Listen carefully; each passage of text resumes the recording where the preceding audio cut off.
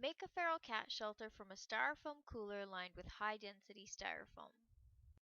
Video by Vladimir Kitten Project. A good source of styrofoam cool boxes are veterinary practices because they often get their vaccines shipped in them. Another source is companies that deliver medical equipment. Some coolers have thick walls, such as the one shown here in the center, and that is great for keeping cats warm. Other coolers have thinner walls, such as the one shown here on the left. When a cooler has thin walls, one way to improve it is to line the inside with pieces of high-density styrofoam. It is very heat retentive, which will help the cat get through the cold winter months. If there isn't a lot of room for cats inside a small cooler, then even putting just one piece of high-density styrofoam on the floor will make it warmer for the cats, as was done with this long, narrow cooler. Taping plastic garbage bags all over a cooler gives it a weatherproof layer, and if the bags are black, then that camouflages the shelter. We got a hold of 3 styrofoam boxes that were a bit beat up, but we decided they were still usable.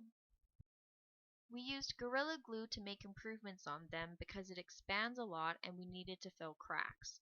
It also bonds to styrofoam well and is really strong. We filled dents and holes and cracked corners. Putting a piece of tape over top of glued areas works well to keep the glue from expanding in directions we don't want it to go. Or sometimes it gets a little out of control anyways. We used 1-inch thick high-density styrofoam to line the shelter.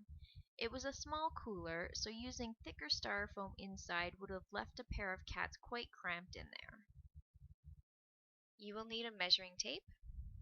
You will also need a utility knife or X-Acto blade. You could saw through styrofoam with your utility knife, but it might not give you the cleanest edge.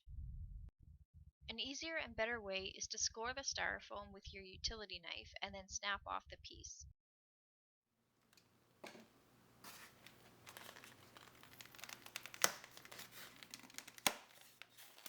This method works well even with a 2-inch thick piece of styrofoam.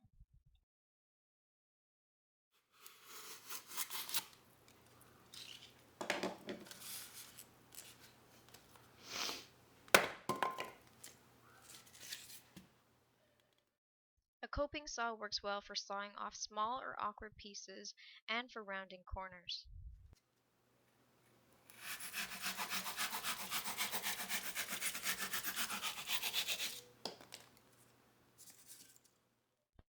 It's easy to make an entrance hole.